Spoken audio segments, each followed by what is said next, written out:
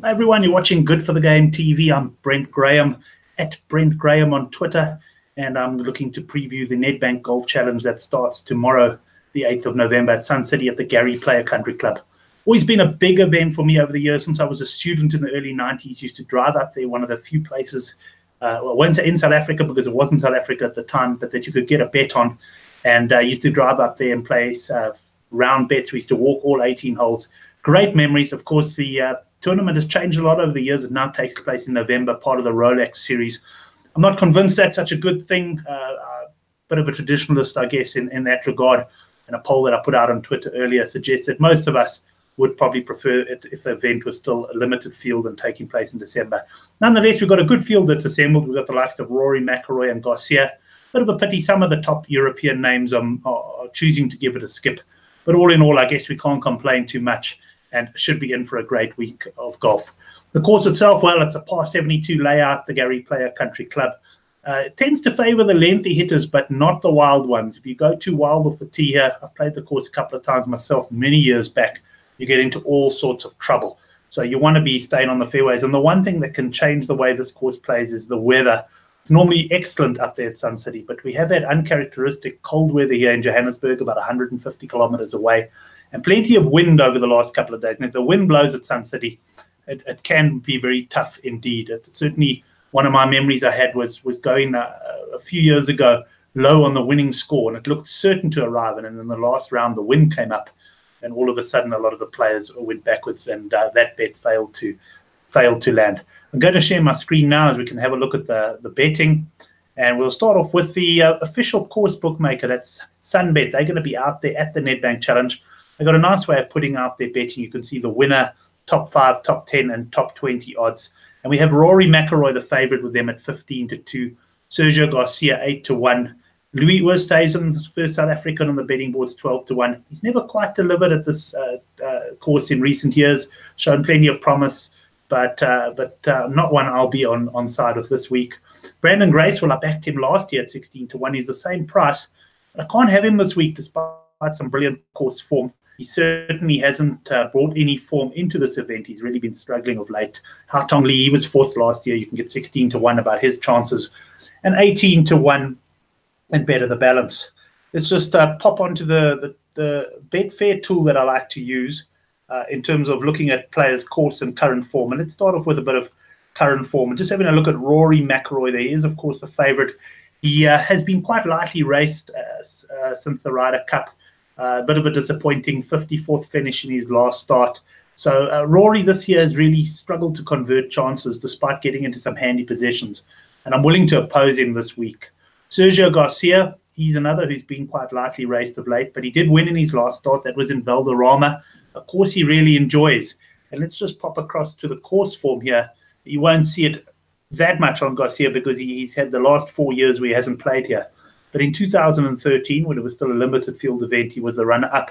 And you have to go back to 2001 and 2003, where Garcia won his tournaments. And I can remember the prices, 40-1 and 60-1. 40-1 in 2001. And the reason I know that is because I was on him on both occasions. Two excellent memories, particularly when he won at 40-1. He came from, I think, 5 shots back in the final round and stormed through the field to win. So that was one of my betting highlights still to this day.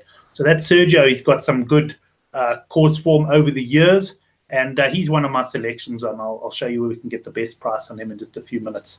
Just scanning down, anybody else jump out from a course form point of view? Well, yes, Brandon Grace. He's obviously the defending champion. Has a very solid record here as well. And just skimming down the page a little bit further, we'll see Martin Kamer, who also makes it into my staking plan this week. In fact, he's been a bit of a money horse. I see his price has shortened virtually everywhere. I say virtually because I have still managed to get 40-1 about his chances, and I'll share now with you where you can get that price. Nothing else I don't think really stands out. We have a look at Danny Willett. Well, he won it 3 years ago. He's been a bit off the boil since his US Masters win. But I have had a look at his recent form and certainly is showing some signs of coming to hand as well. I'll just pop back on there now and see if anything jumps out as far as recent form goes. You've obviously got Beauregard, who's been in top form even since his victory. He's had a couple of top 10s. Hao Tong Lee, who is 16-1 in the betting, he's also been in good form of late. So if you go onto the betting.betfair, you can have a look at this, and it can often help you form your decisions. But I've got my mind made up though, and I'm going to start at Hollywood bets for a punt. Just hope nothing embarrassing pops up on the emails down below. I'll go with Hollywood bets for a punt, and the reason is they've got Sergio Garcia at a standout price of 10-1. Now, Sergio, like I said, has got course form. He also won on his last start. I think he comes in here in the right frame of mind. You know, there was times over the years, certainly after he won the event a couple of times, where you felt that Sergio was coming for the party and maybe not the event. But now this is part of the Rolex series, and I think Garcia is poised and ready to go close. I'd certainly take him over McIlroy. And in fact, you can get around even money on Garcia to beat McIlroy over the 72 holes. I haven't decided if I'm going to get involved in that yet, but I certainly do like Garcia, and I'm going win only at 10-1. I'm one of those punters at sort of 10-1 levels in golf. I tend to just focus on the win. Going a little bit further down, Hollywood also have the best price still about Martin Kaymer. He's 40-1. Now, Kaymer's showing some signs of form. He was tied 5th in Turkey last week, where he did say he was hitting the ball very well, and you need a good long game here. And Kaymer is, of course, a past winner at this event. He's also put in some consistent showings, including a top 5 last year as well. So Kaymer ticks a lot of boxes. I can tell you, I've seen as short as 28-1 on Martin Kaymer. So I am expecting this price to go. So if you've got a Hollywood Bets account, well, and you do fancy a bit of Kaymer, I would get on him quite early. Don't hang around. This price will more than likely shorten.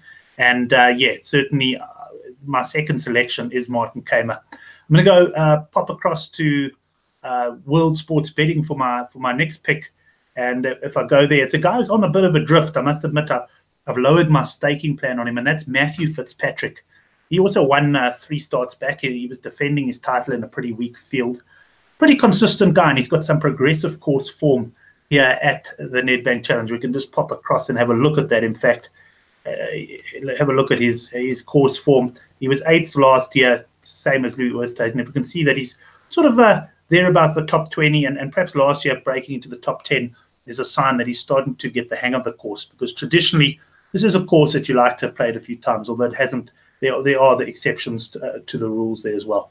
So I'm going each way bet then on Matthew Fitzpatrick, and he's drifted out to the 28-1 mark. That's the best price at World Sports Betting.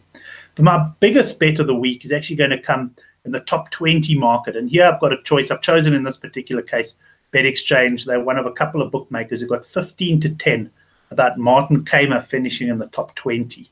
Now it's a 72-man field. I really like the fact that Kaymer ticks a lot of boxes. I also quite like the fact that the money's come for him. And while his price has shortened, his top 20 price has been pretty stable. I have seen as short as sort of 25, well, what was it, 25-20 in places. But you can get 15-10 at BetExchange. And that's my main bet as we go to the staking plan now. Let's pop down to that. And we'll just have a good look here. I like Sergio Garcia, 2 units win, 10-1 at Hollywood. 1 unit each way, that's a top 5 as well. Kaymer, 40-1 at Hollywood. They're 8.8-1 a place there. I think they're about 5th odds, somewhere around there, maybe just a bit more for a top 5. And I have dropped my stake slightly on Fitzpatrick because of his drift. I'm going 28-1 at World Sports Betting. My big bet, though, this will pretty much, if this arrives, it'll certainly cover the balance of my stake. 4 units, Martin Kaymer, top 20 at 15-10 at BetExchange. And that's me done as far as the Nedbank preview goes. We do also have a Golf Forum thread on the Good for the Game page. If I see any match bets or any daily bets, I'll post it there. But yeah, should be a good week's golf. Watch the weather; it could affect the scoring quite a lot. And let's hope, certainly for my bets to arrive, but also hope for some strong South African performances as well, because I think it will help the tournament a lot. Early on in the week, we've got some more YouTube shows coming up for you. Don't miss a Friday night at 9 o'clock. It's our handicap, the rugby betting show, where rugby chat that matters. We're going to be talking betting with a panel of rugby betting experts, having a look at all the weekend internationals, including, of course, England against New Zealand and France against South Africa. So we'll have a look at the odds on all of these. 10 o'clock on Thursday night, we've got English Premier League betting preview. And 8:30, don't miss it, GG Gaming Gone Mad. We've got a new guest this week. He's a Mamelodi Sundowns soccer player, Jeremy Brocky, and he's going to be sharing his English Premier League selections with us. We'll also have plenty of promotions and competitions in that show at 8:30 on Thursday night. Thank you very much for watching our preview. We hope to see you on the Good for the Game forum. And don't forget to subscribe to this channel.